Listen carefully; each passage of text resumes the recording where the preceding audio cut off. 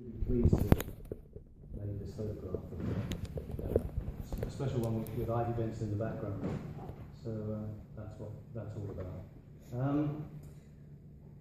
I'm going to talk a little bit about Gloria, and there's some contributions from the family as well.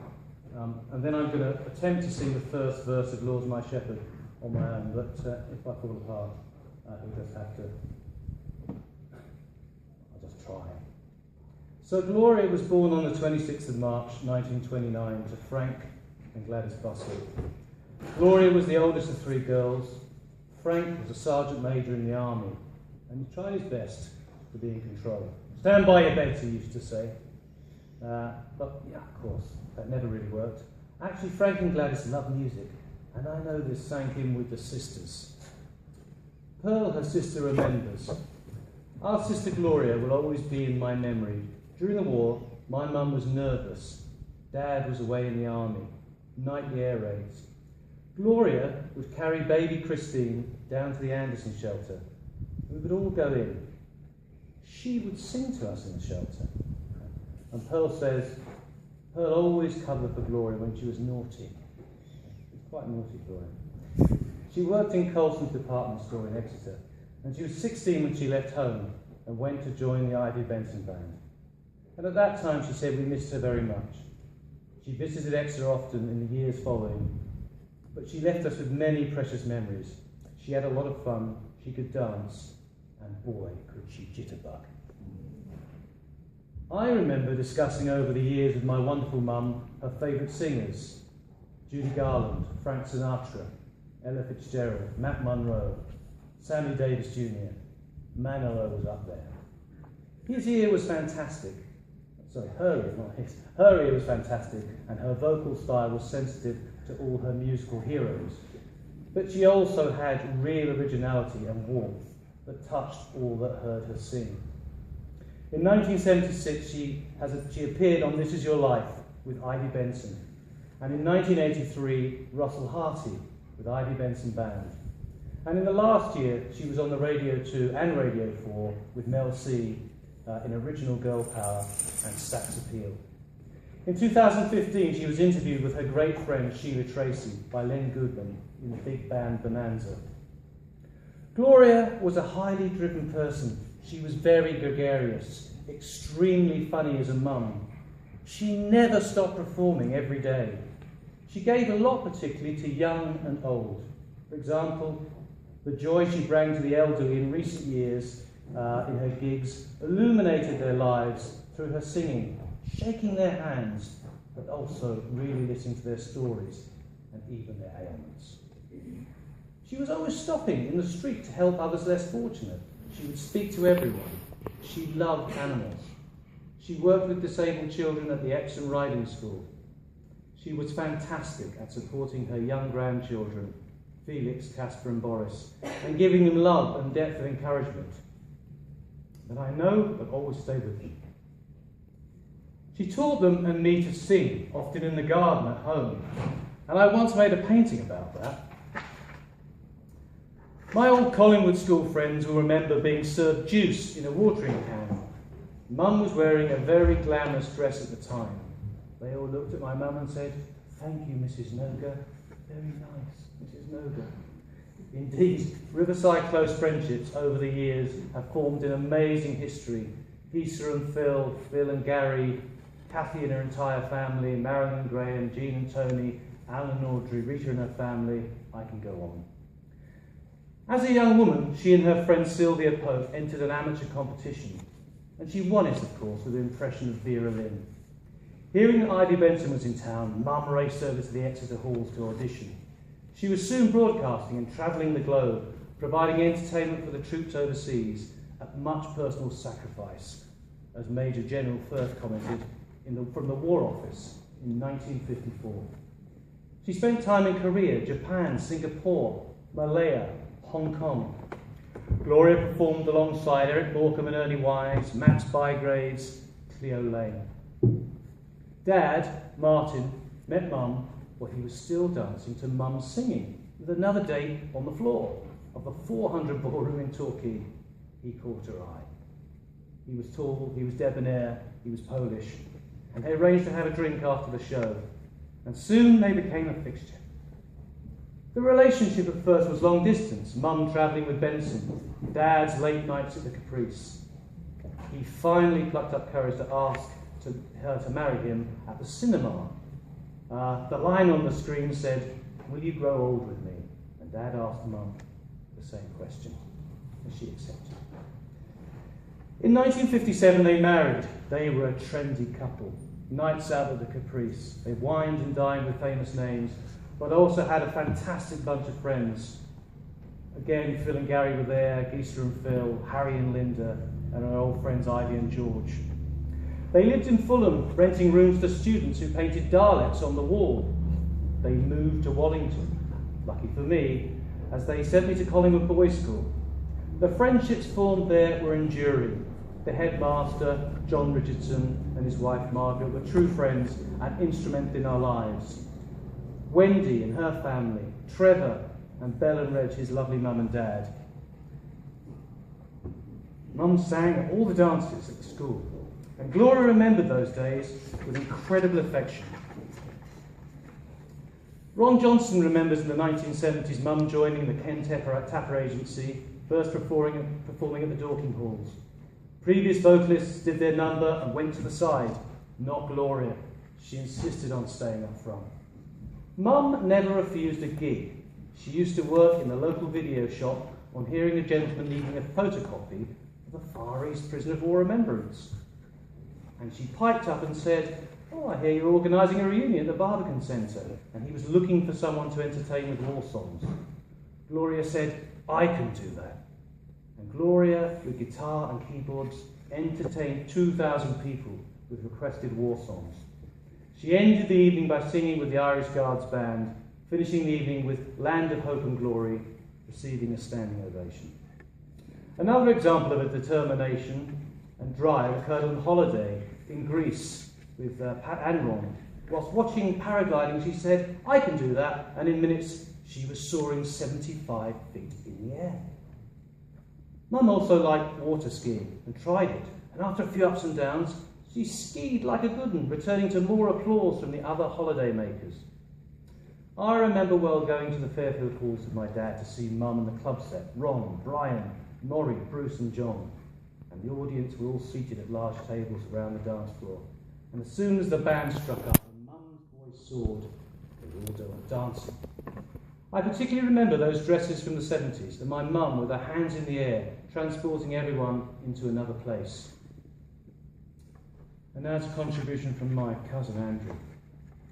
Andrew, my cousin, remembers Mum and her two wonderful sisters. And this is a tale of three sisters, spending time with Aunt Gloria and Aunt Chris were always very happy moments in his childhood. He said, "Do you remember your earliest childhood? Perhaps you actually do remember it, or someone told you of an event sufficiently that it became your memory." Hand on heart, says Andrew, my first childhood memory is sitting with my Aunt Gloria and my Uncle Martin's home in Wallington, perched on their kitchen counter, making sure not to move because the floor seemed so far away. Funny what you remember. I loved Aunt Gloria's arms. They were always a little bit cool. And I liked to snuggle my little boy's head against one and listen to her talk. Perhaps always hanging around Aunt Glo is what led to my mum one day accusing me of eavesdropping on the three sisters outside the kitchen door in Wallington, which was the farthest thing from the truth.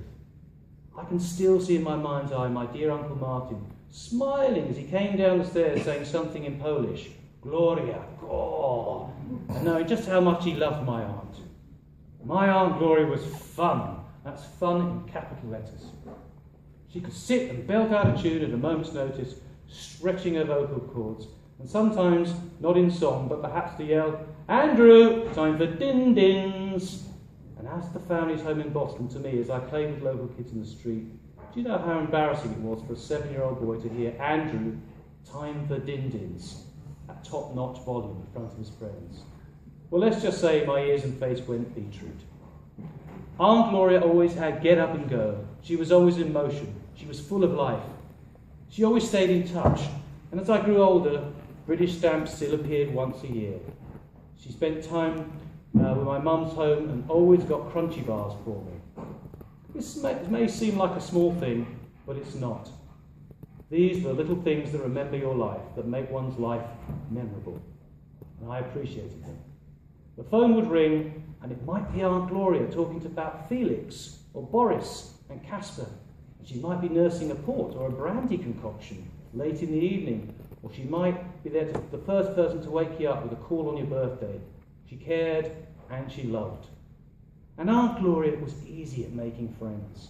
Her personal warmth was infectious. She met my wife, Yin, and her little girl, Adele, and our little girl, Adele, and brought them into her inner circle of warmth. I'd walk into Yin's school office, and Yin would be laughing on the phone, and I ask her, "Who are you talking with?" "I'm on the phone with Aunt Gloria," she'd say.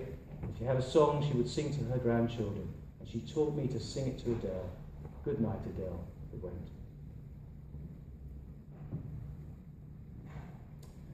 My aunt loved me, and I always knew. She was there when I was born 56 years ago in Fulham.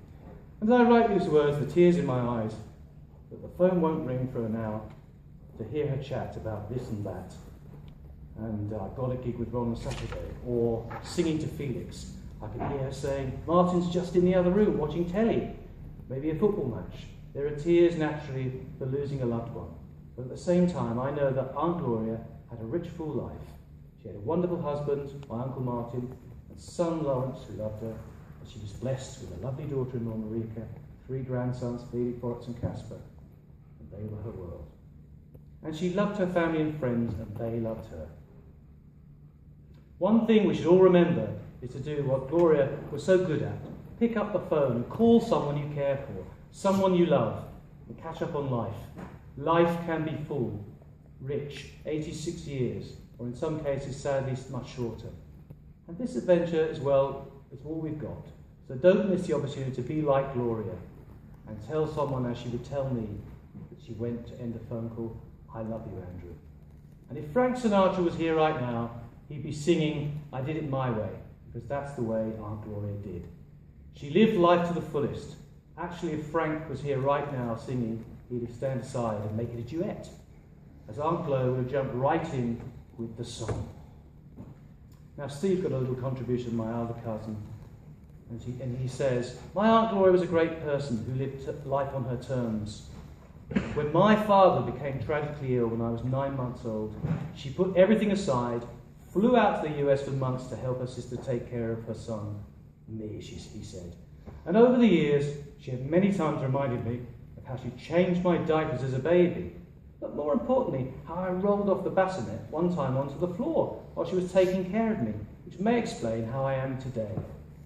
This was not the last time she would come to America to help or open doors to us in Fulham or Wallington. When someone in the family needed help, she and Uncle Martin always answered the call. Whenever I was in Europe or was feeling like I needed a holiday to escape from life, I always knew that one Riverside Close had an open door, and that for certainty Aunt Gloria would have some custard tarts in the fridge for me, and we'd get some fish and chips, and we'd drive to Tesco's and stock up on all the English food I could get. Aunt Gloria's other memorable and important quality was to listen to personal problems and give advice with no judgment. Usually for me, my personal problems involved my love life. So for those who knew me, we had many such discussions over the years. And while staying one summer in Wallington at 15, she set me up with my first girlfriend, Isabel, who was Laurence's hot 14-year-old babysitter. 45 years later, I still keep in contact with Isabel. And she recently told me that one of her favourite memories of Gloria was that after staying the night taking care of Laurence in the mornings, she and Gloria would sit at the table and have tea, and she would confide in Gloria about everything about her life and get advice. And I'm sure that all others have had similar stories about how she was and how she will be always thought of. So just to end a little bit more now, Glo was a night owl. This is me again speaking. Any night up she came back from the group, I would often find her up watching horror videos. Not much scared Gloria. Consequently, her ability to stand up for herself was astounding. She would say, "I don't like your demeanour," she used to say. "And the staff isn't here. over the years knew who she was, not only because she would sing in the ward, but none of the doctors would pull the wool over her eyes. The staff still insisted on putting her age down at 75, even though she was 10 years older. She always looked very young. Gloria was a wonderful impressionist. She could make you believe Dietrich was in the room at one moment and Donald Duck the next. She was able to convince you that she could speak Japanese, and all dialects came easy. Her impersonations, both with Benson and the Carol Levis show, drew much acclaim and set the barometer high for those who followed. She could easily take off Bassie, Kit, Lewis, or Danny Kaye.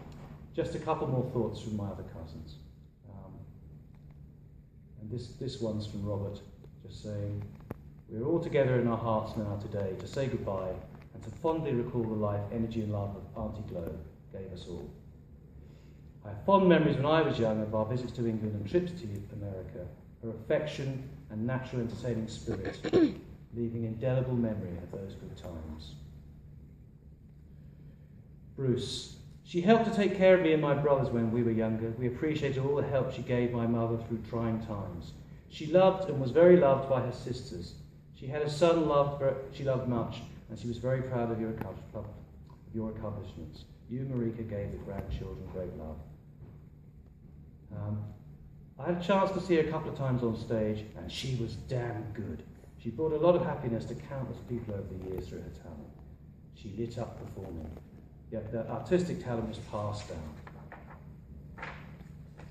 It's just a last comment from her sister, Christine. "Although we were separated by many miles, the Bustle sisters have never been apart in our hearts. Always a visit or a phone call to share our lives, joys and problems. I shall miss her so much, and hope she will meet with all those who have gone before her. I have her music recording, so will always hear her voice and lovely Devonshire accent and her singing. Goodbye, dear Gloria." Well,